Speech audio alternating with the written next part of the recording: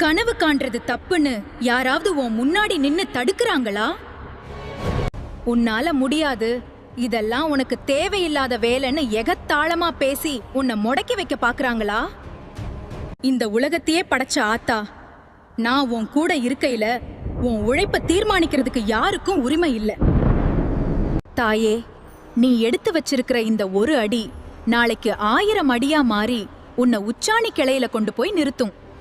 இவளுக்கு என்ன தெரியும்னு ஓரங்கட்டுன அதே கூட்டம் நாளைக்கு அண்ணாந்து பார்த்து வியக்கிற காலத்தை நான் உருவாக்கி தருவேம்மா.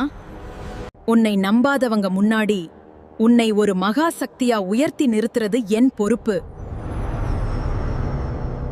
பயப்படாத, நெஞ்சை நிமித்தி நட.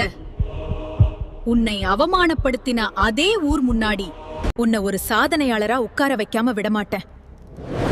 உன் உழைப்பு அம்புட்டையும் என் மடியில வச்சு காக்குறேன். தாயே, இனி எல்லாம் சுபமா நடக்கும். மத்தத இந்த ஆத்தா நான் பாத்துக்கிறேமா.